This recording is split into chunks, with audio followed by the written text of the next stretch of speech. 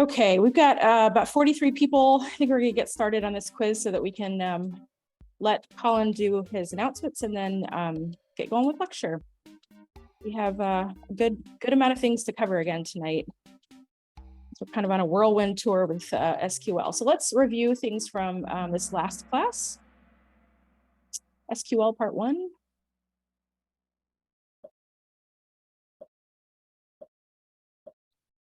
Okay, what does each row in a database table represent?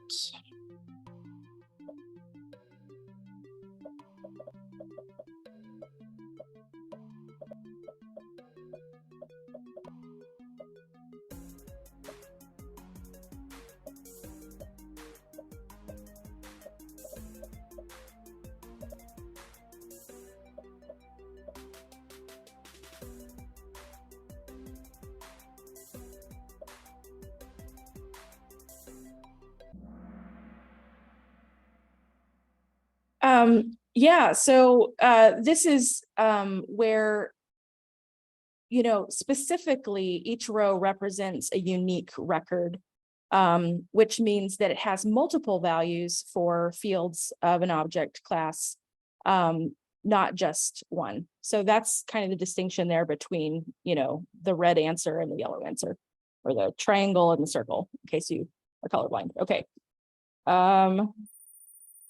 Night Susanne and McLean. Awesome. True or false? Having a column for an ID number in a MySQL table is optional.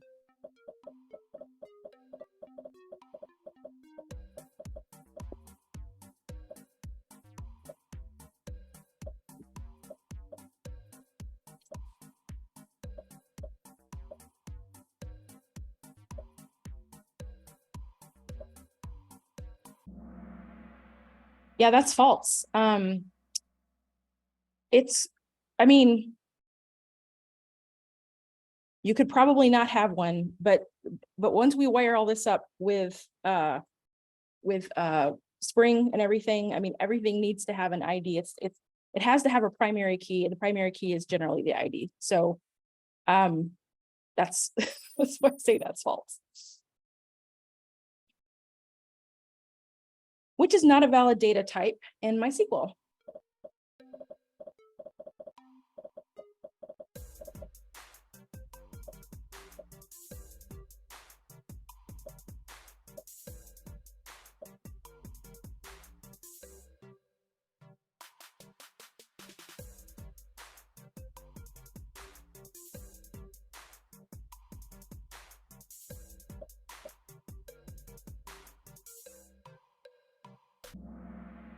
Good, yeah, there is no such thing as a string. Instead, we use varchar, and you have to like give it the argument of how many characters long it's allowed to be. Okay, true or false? If no value is provided for a column when a record is added, null is automatically assigned.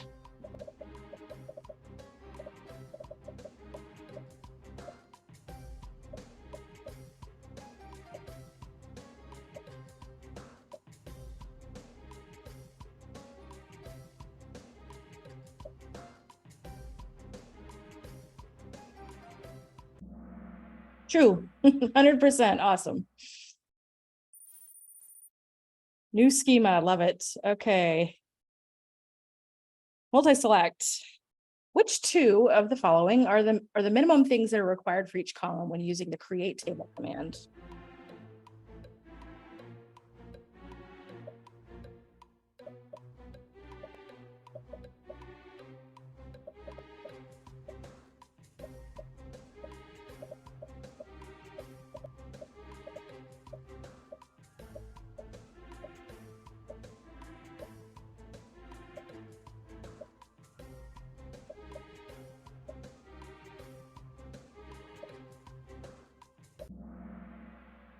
Good, yeah. You just have to have the name of the column and what data type it's supposed to hold. And if you end up assigning something as like a primary key or whatever, that is optional. Not everything has to have that. Okay, true or false? If an ID column auto increments, the remaining columns must be specified for inserting a record as shown below.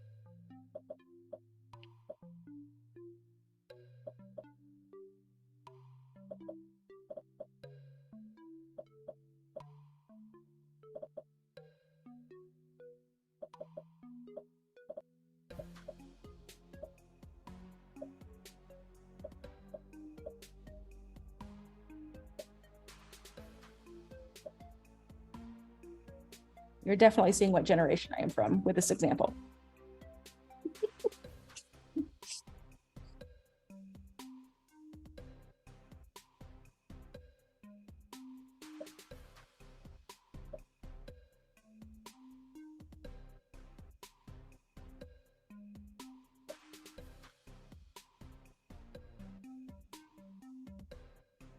We have lots of extra time on this one.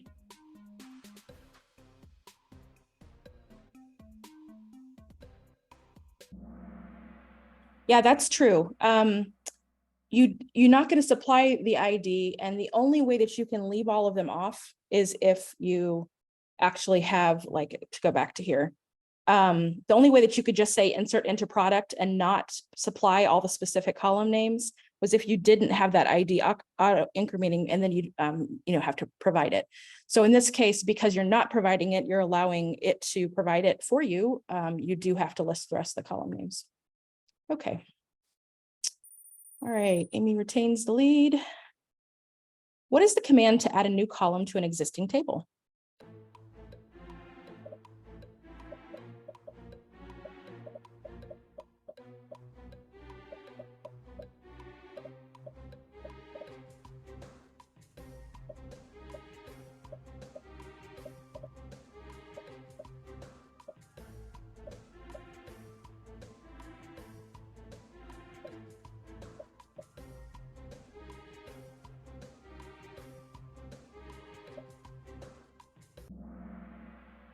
Good, yeah, alter table, and then you provide the table name, and then you use add and provide the column name, the new column name to be added. Good. All right, new schema in the lead. The query below could potentially update more than one record in the product table.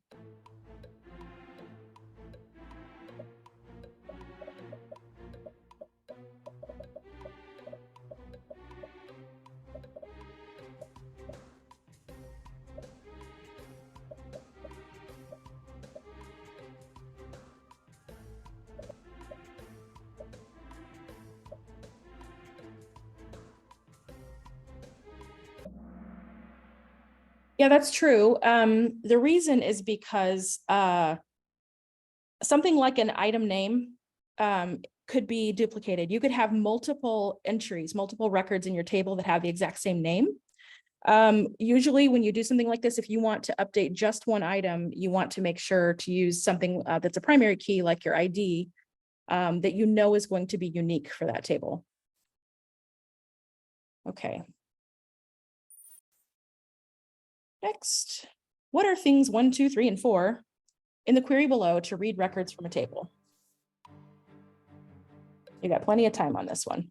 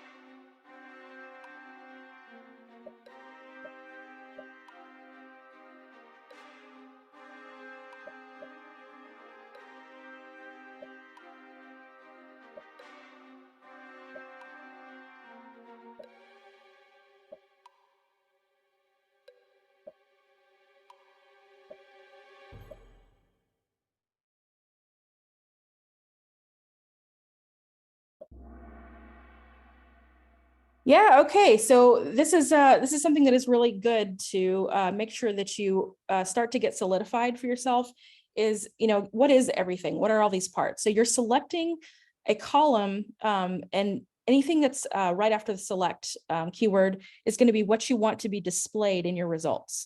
So any columns that you want displayed, that's where that goes. And then from is the table itself. You're pulling, specific columns from a table. So the third one is if you use a conditional clause like where, you're saying, I want to filter and only return the things that match this particular value. And then the last thing, of course, ordering is about sorting. So you're saying sort by this column. So that is how that all works out. All right.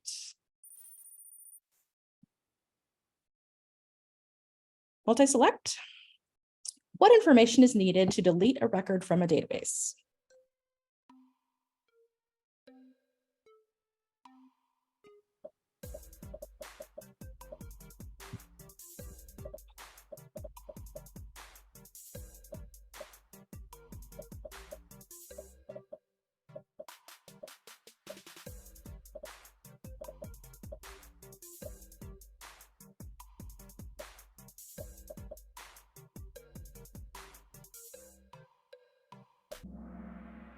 Yeah, excellent. Table name and the ID number that is, very specific for that record to make sure you're only deleting the one you mean to delete.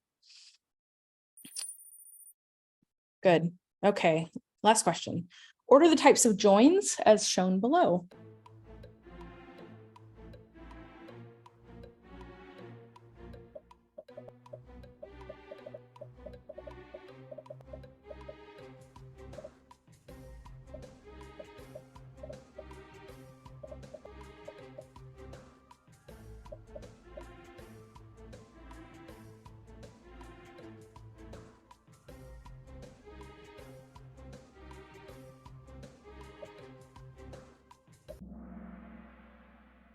Great. Yeah.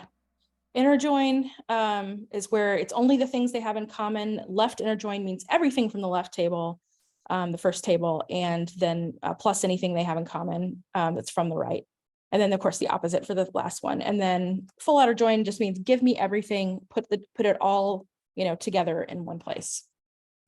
Awesome. Okay, let's see how everyone did. In third place, we have Amy. Great job, Amy.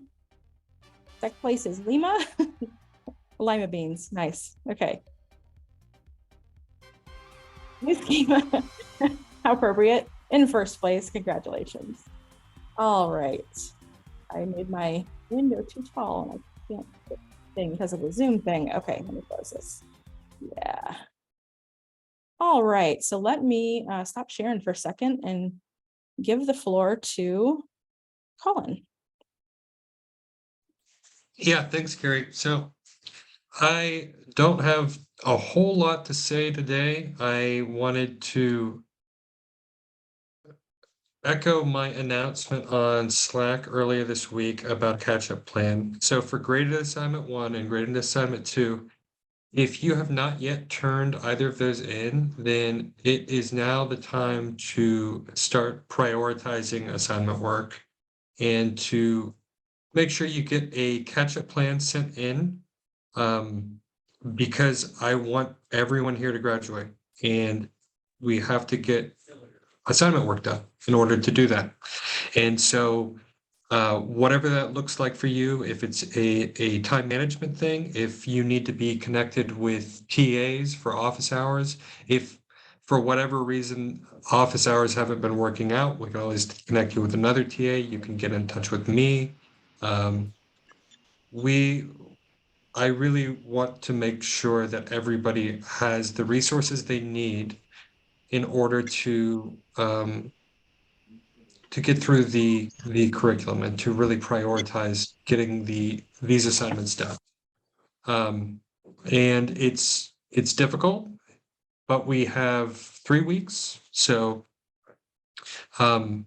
it's now is the time to really start pushing and to prepare for liftoff and what lies beyond. And I'm excited, but this is also kind of the stressful part of the curriculum. Again, as if other parts of it weren't stressful enough, but yeah. Yeah, that's all I have to say. I believe in everybody here. Y'all have been fantastic. I've really enjoyed getting to speak with everybody. I just want to make sure we finish out strong. manage our time well, and let's get all this stuff turned in, everybody. Any other announcements? No, that's it. I'll be on via Slack. If you need anything, just send me a DM, and yeah, we'll get it sorted out. Awesome. Thanks, Colin. Yeah, I want to reiterate that, Launch Code is about community, and, Colin and Sarah, the student success coach, and your TAs are all here to support you if you are, trying your best to get this done. So just reach out, and let me get my screen shared here. Reach out and get that, kind of set up and get that support system in place, because, you're not alone in this. And as hard as you want to work, if you can pull this thing off, we're going to help you do it. So, all right, let's move into this. We are on chapter 2 of the SQL curriculum. So we're just going to run through those topics, and then you'll do your studio, and I will have the studio recording, which it's already done. I just haven't put it on YouTube yet, but it'll be up by the end of class. So here's that announcement from Colin. I just put it in writing on the slide, so it'll be part of the slides later for you guys. So we're going to talk about table relationships, how to import records with my SQL workbench, and complex queries, some different approaches for that. And I'm going to add, this was not in your curriculum, but variables and grouping and counting, because this is stuff that's going to make your life easier with complex queries, and also may or may not come up in your studio tonight. Okay. So let's talk about table relationships. The power of relational databases, what makes databases relational is how you link them, which of course are with these primary keys and foreign keys. And there's different types of relationships. One-to-one would be, there's exactly, for example, here, exactly one artwork and one artwork details that holds additional details about that artwork. There's also one-to-many and many-to-one that describes when you have multiple of one type of thing for, just one of something else. And there's also many-to-many relationships, which we're not going to get into tonight because setting it up manually is a bit of work and a little bit more than we have time for. But we will discuss it when we are working in the context of a Spring application, because we're going to be using this tool called Hibernate to automatically generate all these tables. And it has a really cool way of creating the extra tables that are necessary for many-to-many relationships. So here we can see, artwork. We've got a details table over here with its own ID. And you'll notice that I created, for each of these tables, I just have ID as the primary keys of each of these tables. But when I refer to them and connecting them in other tables, I actually specify what they are and give them the name that helps with that. And this is going to be a little bit more what it's like once we get to the Spring stuff, and with Hibernate generating things, just because of the way we're going to have abstract classes that are going to define the IDs for all of the classes that inherit from it and things like that. So this, just wanted to give you a picture of that. So that's, details. This is a one-to-one relationship, but you have artists, you can have many artworks for a single artist. So this one is connected by the artist ID, and that's a, one-to-many or many-to-one, depending on which direction you're coming from. Same thing for style, and same thing for exhibit. There could be multiple artworks of the same style, multiple artworks in an exhibit. So that's the idea here. And this kind of a diagram is really helpful. I was hoping to put together something for you for your studio tonight that was similar, and I didn't end up having time. But that's okay, because I try to walk you through it in the review when I go over it in the video. Okay, so primary keys are important. You want to make sure each table has an ID, and that's the primary key. And you want to, make it possible so you can link it to other tables that way. Even if you don't end up doing it, having it there is a good idea. So you also typically want to add auto increment when you're doing it this way so that it'll automatically be generated. And again, once we get to Spring, Hibernate's going to be taking care of all of that. Foreign keys are, we looked at this a little bit during the studio review in the last class, because it kind of came up for part of that studio solution. So the basic idea is if you have a table that represents the many in a one-to-many relationship or a many-to-one relationship, that's what your foreign key needs to be. So in this example, you know, we have two here that are, and we're actually going to end up having three because I forgot to update this. I added the exhibit table. So we're going to have three. But in this example, I've got, artist ID and style ID, which are primary keys in the artist and style tables is just the ID. So the foreign key keyword is where you first note the column and put in parentheses, and then you use references to actually talk about what's the other table that's the one, and give its primary key as the link. So that's how you set those links. So I'm gonna demonstrate this all in just a second. But I also want to talk about importing records before we do that, because we're going to kind of do it all at once. So you can actually import records rather than having to have a whole bunch of insert statements. Last class in your Studio launch code gave you a file that wasn't really importing. It was more like, here's a script you can run, right? This is different. This is where you're actually going to import records that are from a CSV file. So CSV is a very common format used for decades for data. Essentially, it takes a table, like you can export it from Excel or whatever, and stores everything in comma separated values.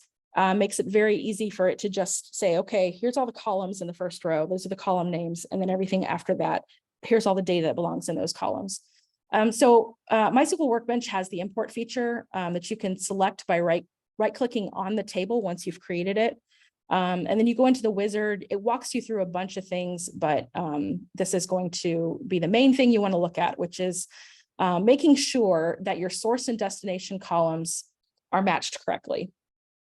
So we're going to do this. And let me see here. Yeah, let's go over and let's do this before we come back to the slides and actually do some queries. Let's get all this set up. Now, I have already done all of this because we do not have time for me to type this out from scratch in live right now. So I set this up, all of these queries that are going to create these tables. I just need to run them. So we've got the style table that just has an ID and a style name. We've got an artist table that has their first name, last name, and country. We've got the exhibit table that's going to just have the title of the exhibit with its ID. Artwork is where everything kind of comes together. This is what everything else has in common. So we have, ID and title, and then we are going to link details, artist, and style here with these foreign keys. And then we also have this Boolean on display to say, okay, if this thing is an exhibit, is it actually out on display right now? They kind of treat those as two different things. And then the last thing is the artwork details table. And this is a little bit similar to what you have in your coding events project that they've got you working on, where you say, there's actually a lot of details about this that I just want to pull out and have stored separately and only link it via this ID here, this details ID. And you can imagine that if we were really doing this for real, there would be a whole lot of stuff in here, right? For artwork, there'd be all kinds of information. What's its dimensions? What's the description about it? Like all kinds of interesting historical information or whatever. So I've just stuck with year created and media as the two pieces that we're going to kind of be interested in for now. So I'm going to go ahead and just run all of this. But I have to set up my schema first. So let me do that. All right, so I'm going to have class 15 examples, apply, close, and then I'm going to double click it to make sure I choose it. We can see there are no tables, but when I come over and run this, now I'm going to run the entire thing and I update this, we should see, yeah, all 5 tables. So we have data that we can import for 4 of these. So I'm going to start with artist. Actually, I'm going to do these in the order that they're in. Some of these depend on other things. So style, I'm going to start with, we will go to the table data import wizard. I'm going to come in here and make sure I choose styles. And then make sure my columns, and I see it says I have some unknown columns in here. I don't know why that is. But this is why you check, right? It probably is because there were like, when I exported it from Excel or whatever, there were like some extra blank columns or something. But these are the only two I really want, ID and style. So I'm going to do that. And then that should, 12 records imported. So I can finish this and come over now and actually open this automatic query here to look at all of it. And yeah, you can see we have just the two columns that were supposed to be there, ID and style, and they all have their values that we need to correspond with everything else. Okay, so let's do the same thing then for, let's see what order I have these in, artist, exhibit, okay. Let's do artist. And I'm just gonna choose the artist CSV file. Check my columns, everything lines up, good. Even gives me a little preview there. And 14 records imported, okay. There is no data for exhibit, that's something we'll create later. So artwork, we'll do this one. Same exact process here. Just make sure you choose the right CSV file and ID title, details ID, artist ID, style ID. Interesting, okay. Oh, it's probably because I've got it set where the other ones are just null, and so it's not representing that, but it should come out okay. Okay, so yeah, and we can go look at that. So artwork, yeah. So the last two columns, exhibit ID and on display, I just had null values for those. So that's why that wasn't quite showing up in the preview. Okay, so the last one is details, I believe, right? Yeah, artwork details. So come here, do the same thing. I'm going to go to the details.csv file. ID year created media. Good. Okay. 20 records imported. Okay. And I can open, let's see, I've got style, artwork. Let's get the artist one open. We'll just open all of them and details. Okay. These are kind of not in any particular order, but that's okay. So yeah, and you can see that we've got, all this information. And if we go back to the artwork one, you can see the titles, and then you see all of these IDs for the details, the artist, the style, how they all relate to those other tables by using the primary keys from those other tables and setting them here as foreign keys. So this is it. We've got lots of good data to work with. So now we can actually move on and talk about, maybe some queries to work toward not only being able to select and display information from multiple tables in a more complex way, but then also actually start manipulating some things, add some artwork to an exhibit and put it on display, things like that. We're going to kind of do all of that together. So let's get into this. All right. So for complex queries, there's some different approaches you can take. One of them is to do results from results, to have what's called a subquery. And it's essentially the idea of just nesting multiple select, queries, right?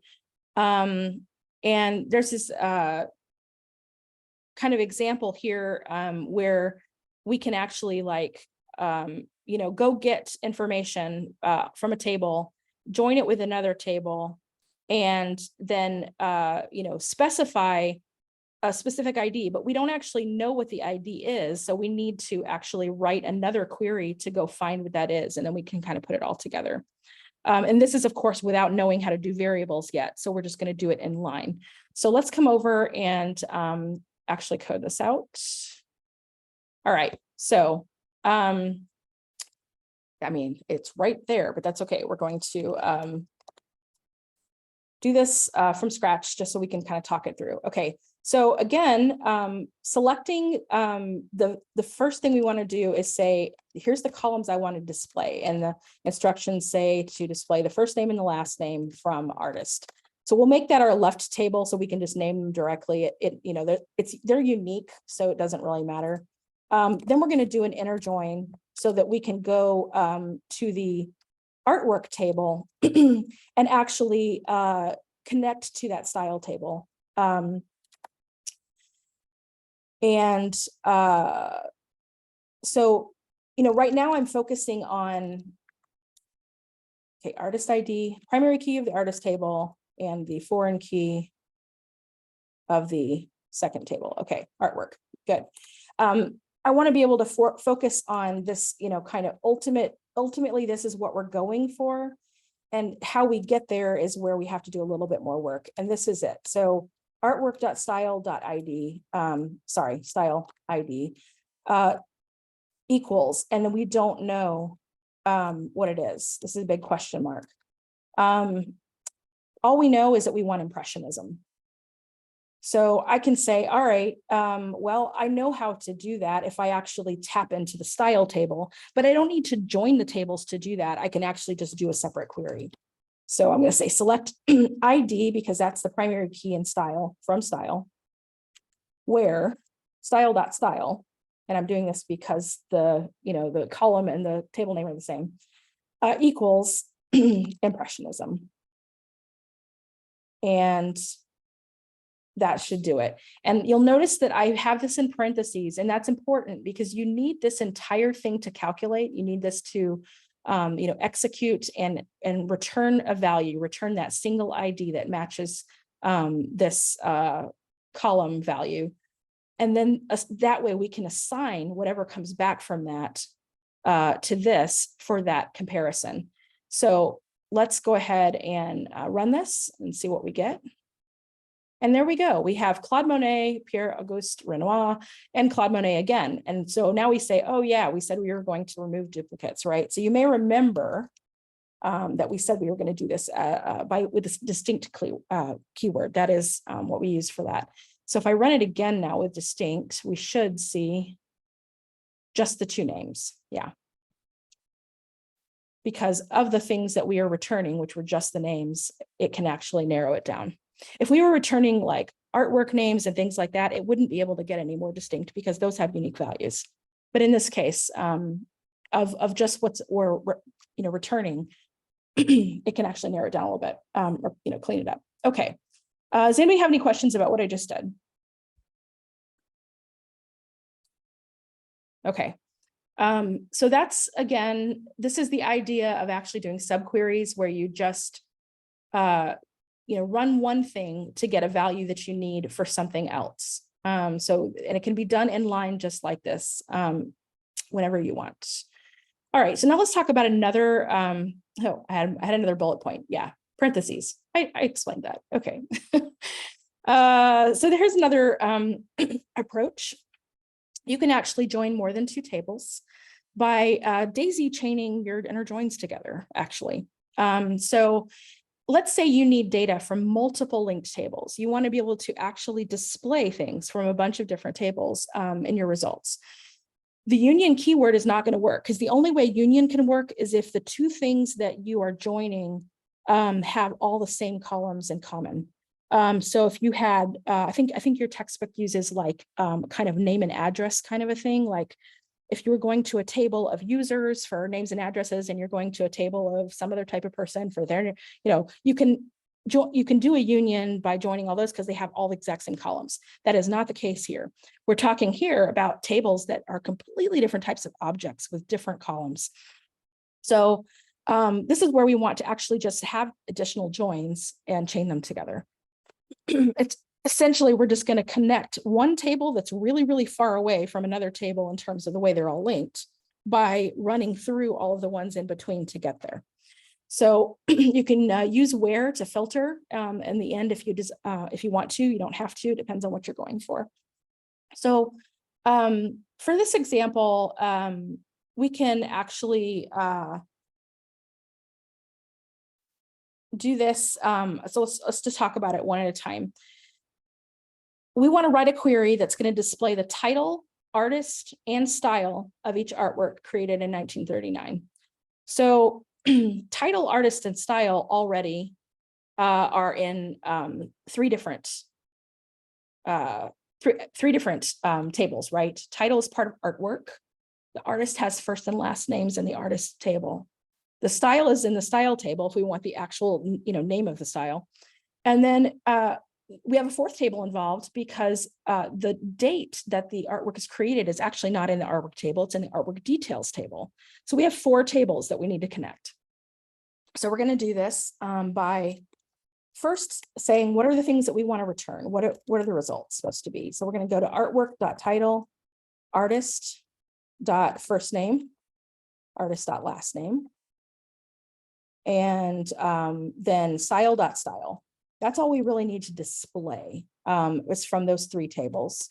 And then we're going to start with the obvious place to start, which is artwork, because that's kind of what connects everything. And then we'll just kind of pull the other ones in, excuse me, one at a time. My throat's running out of water. Let's pray that I keep my voice for the rest of this lecture. Okay. So from artwork, and that's the start. Now here's where we start pulling in other tables. We're going to do an inner join on first artist. And these could actually be in any order. Because of, me starting with artwork and they're all connected to artwork, it's fine. So we want to join on relating artwork's artist ID to artist.id, which is the primary key for artist. Then we want to do the same thing for style and link the foreign key of style ID from the artwork table to the primary key of the style table. And then again, we know we need to tap into the artwork details table in order to relate the year that it was created as a point of filtering. Okay, I just did this backwards. This should be this should be artwork details.id. Yeah, maybe that is what I had. Okay. Maybe I just looked at it wrong. It's a little confusing. The dot and the underscore get reversed, and that's really all that's different about that. Okay. So and this is where we actually put that filter in place and say, narrow it down to just the results that have a year created of 1939, which is a varchar, so I'm putting it in quotes. Okay, so let's run this. And I have a mistake. Column artwork. Oh, I have an S in there. Yep. Sure enough. Okay. Okay, good. So we have exactly what we were looking for. We've got the titles, the 2 Fridas by Frida Kahlo and the naive style of art, Blue Morning Glories by Georgia O'Keeffe, and the precisionism style of art. So we successfully were able to pull information from 3 different tables and narrow it based on information in a 4th table by chaining all of these inner joins together. So this is a great kind of strategy. Sometimes that will be useful, and by sometimes I mean tonight when you do your studio. So okay, so let's talk about doing some other things here. We're going to kind of get into manipulating some things now with this idea of creating an exhibit and all of that.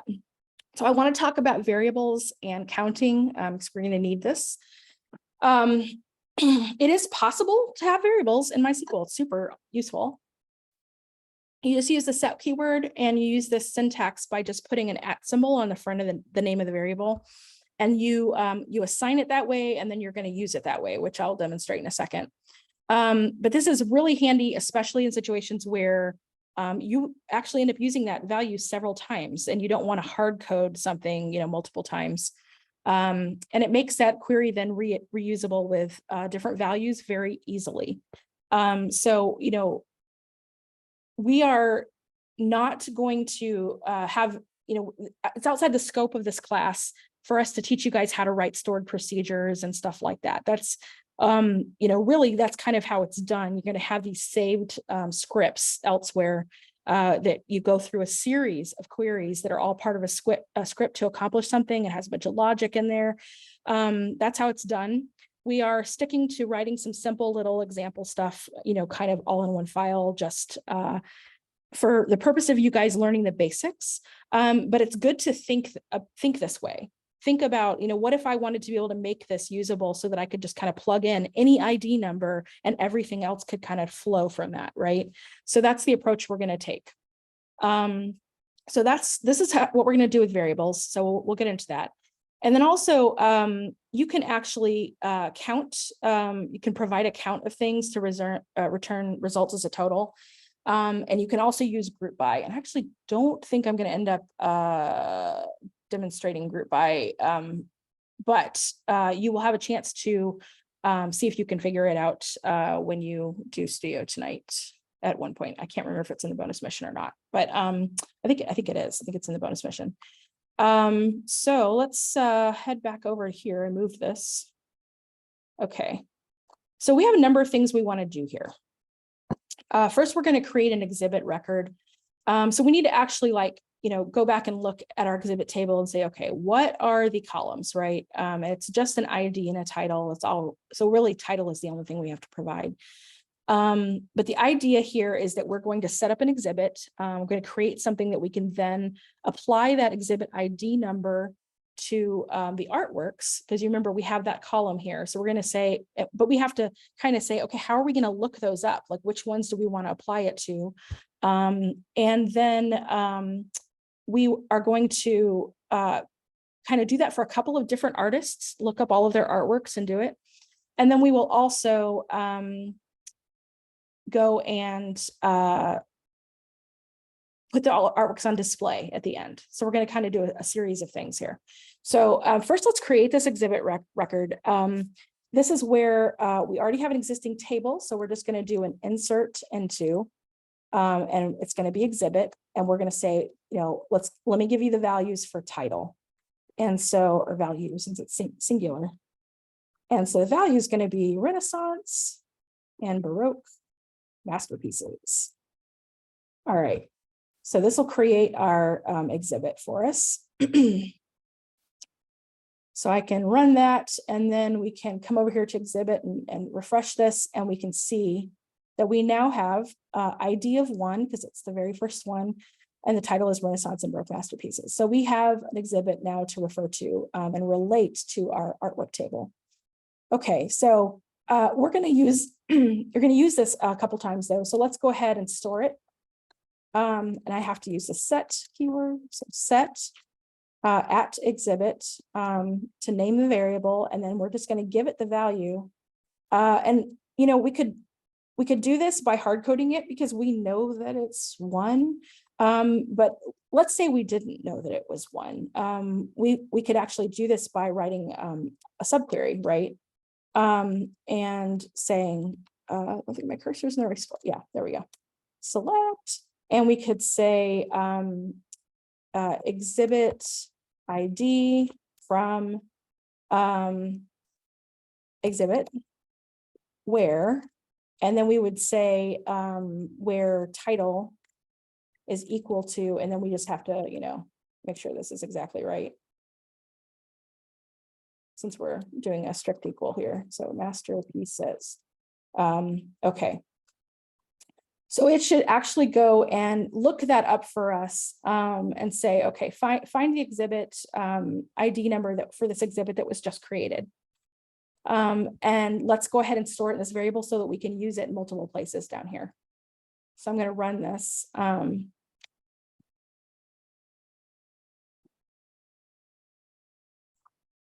Unknown column. Oh, I forgot. Yes, because exhibit ID is the foreign key in the artwork title. It's just ID as the primary key in the exhibit thing. So that's why that didn't work. Good. Okay. We have success.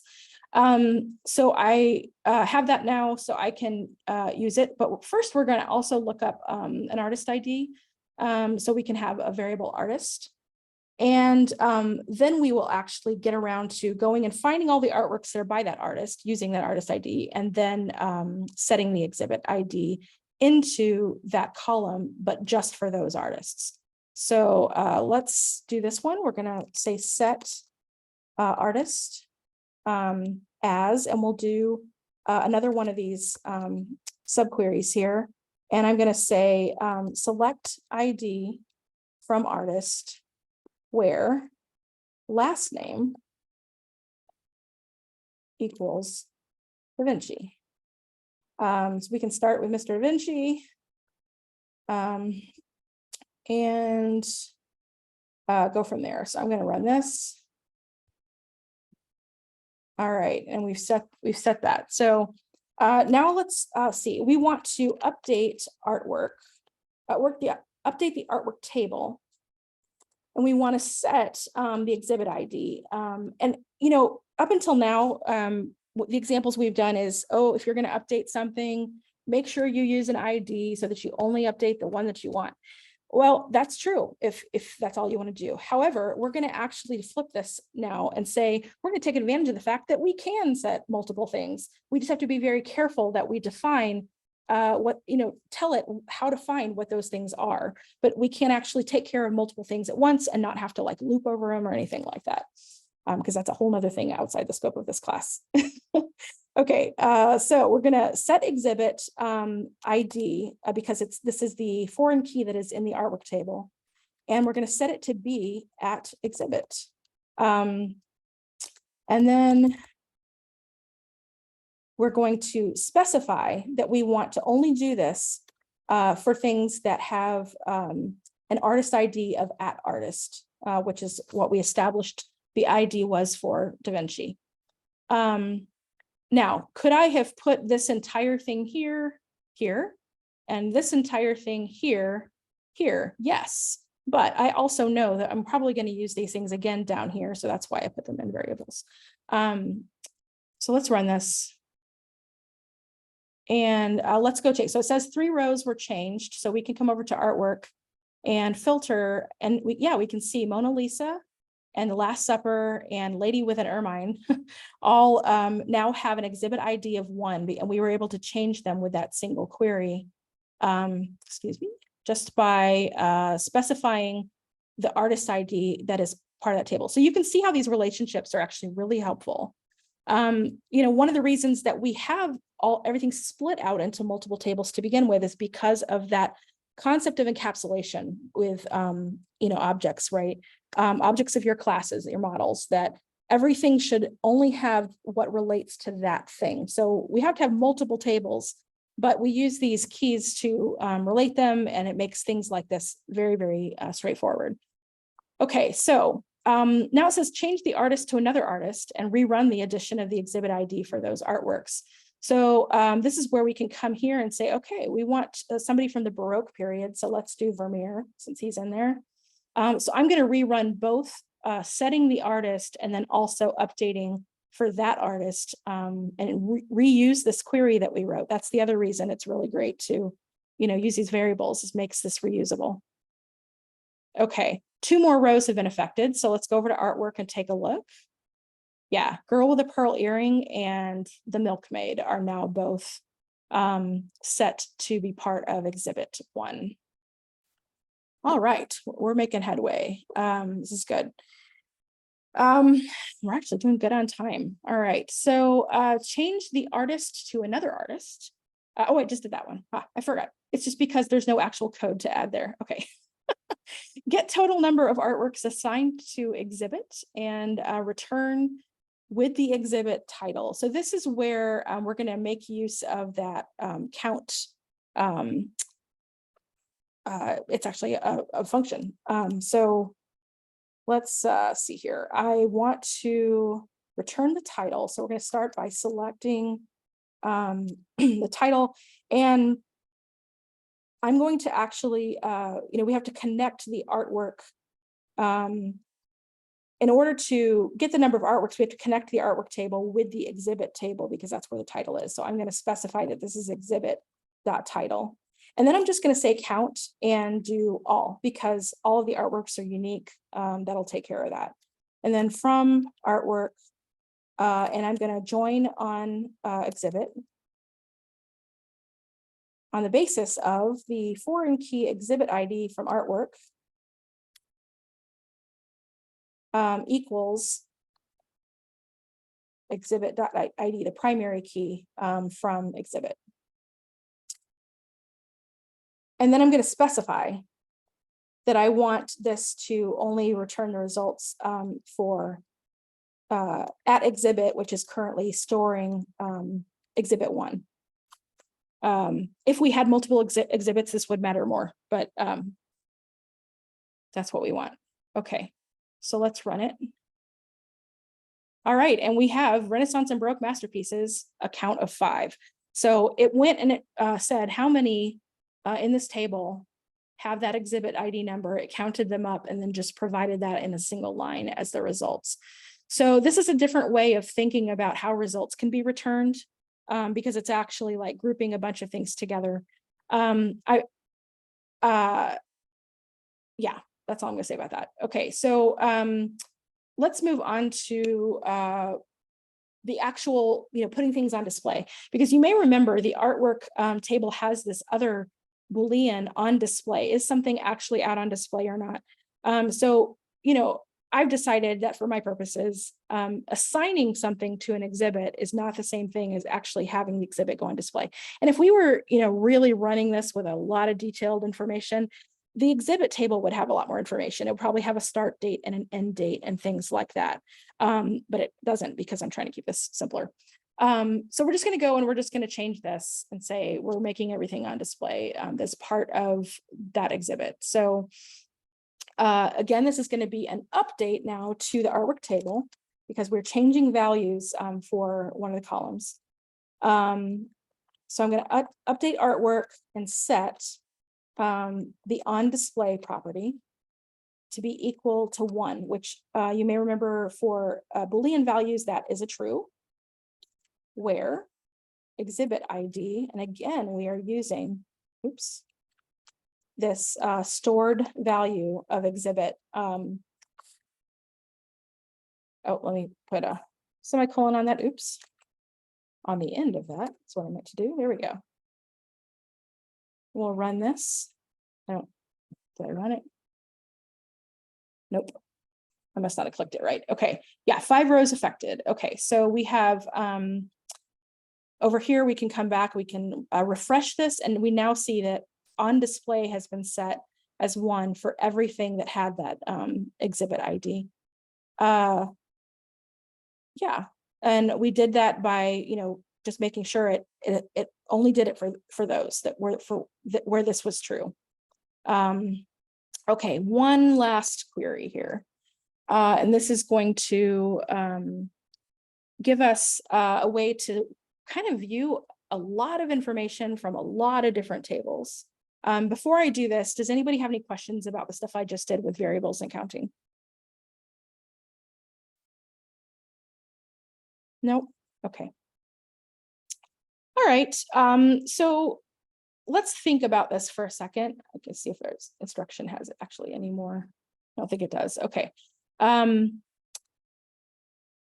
We want to write a query that returns the exhibit title, the artwork title, the artist, and that means their name, first and last name, the year created, and the style of each artwork on display, and we want to order it by last name. So that touches right there all five of our tables. So we're going to need to do a pretty long daisy chain of inner joins to make this happen, but that's okay because we know how to do this now. So again, first we say, what do we want to see in the results, and how do we clarify what they are? So exhibit.title, artwork.title. And by the way, as long as there's no ambiguity, you can actually leave off the table name. Like I could just do first name and last name here, and this would work. However, I like to be explicit because it makes it really obvious to me which table, which information is coming from.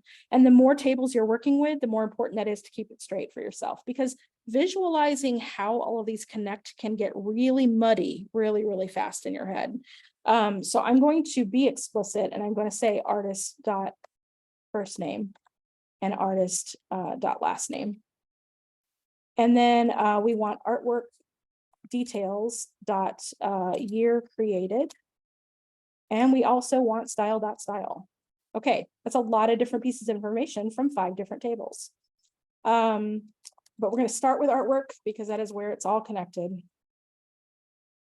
And then we'll do our inner joins. And, you know, I can copy actually, you know, these three, we've already done something with this. So I could copy those three and say, let's join artist based on the artist ID, join style on the style ID, and artwork details on the details ID. So we just need one more. We need to have the exhibit table now in order to get that name on artwork.exhibit ID equals exhibit, if I can spell it right, dot ID. Okay, but we also said we had something else we wanted to do. Oh, well, the two things. We want it to be for this specific exhibit. So I'm also going to say where artwork. Oh, no. We said we wanted it to be based on whether it was on display. Yeah. So on display equals 1, which is true. And then we also want to order by. So order by artist dot last name.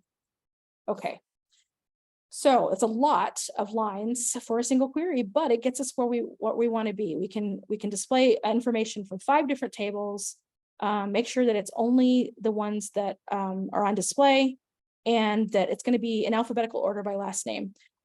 It defaults to ascending, so I don't need to put the ASC after this. I can, but I don't need to. You really only have to specify it if it's something other than ascending. Okay, so let's run this. Cool. All right, so we have the name of our exhibit, the name of each artwork, its artist, the year created, and the style, the name of the style, which came from 5 different tables. Okay, does anybody have any questions about that?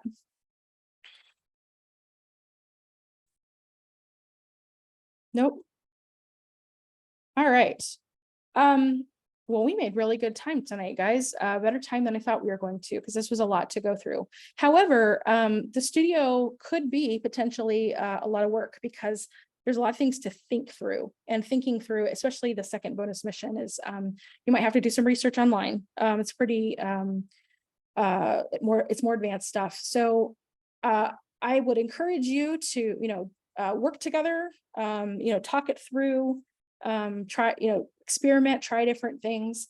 I will do this for you. I will make this solution file. I'll put the link in the lecture questions channel so that you guys can see it on GitHub, all these queries that I wrote as a guide, since this is a lot to have to remember. And then I'll also have the slides up pretty soon. I just have a couple of screenshots I need to add to them.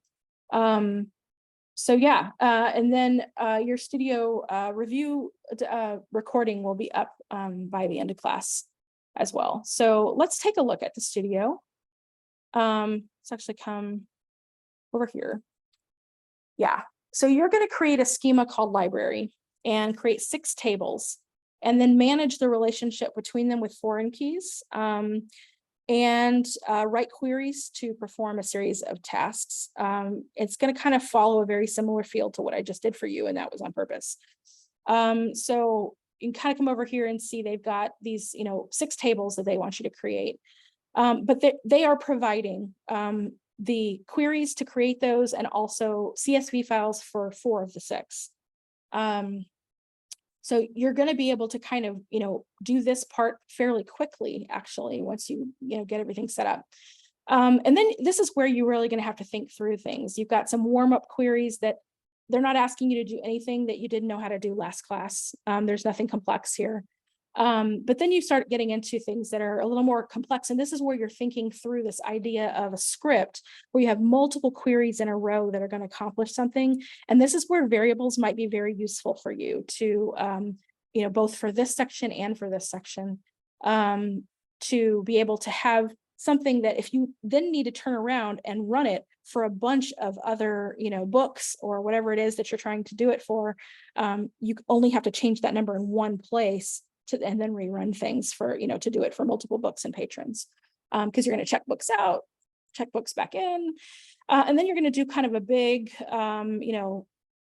pull some information together from tables that are very, very far away. So this is where some of those strategies I showed you tonight are going to come into handy. Okay, so I'll get you over there for that. And yeah, just a word about what's coming up the next 3 classes.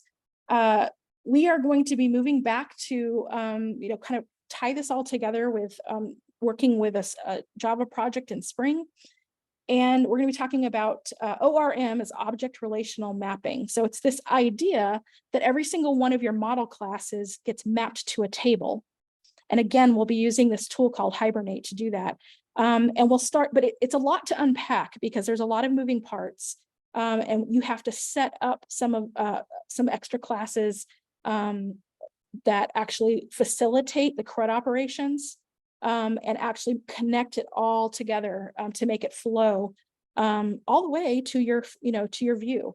So it's going to be a little bit to unpack bit by bit, but we'll get there, and it's exciting because you're going to have a little full stack application working pretty soon that's persistent, where you actually can save things through your interface, your user interface in the browser, and save it in your database as you do that from your forms. So pretty cool stuff. I'm looking forward to it. I hope you are too. All right, you guys head off to your studio time, and you will have that video waiting for you at the end of class for the review. And I will see you guys on Monday for ORM part 1. Thanks, Carrie. Good night. Thanks, Carrie.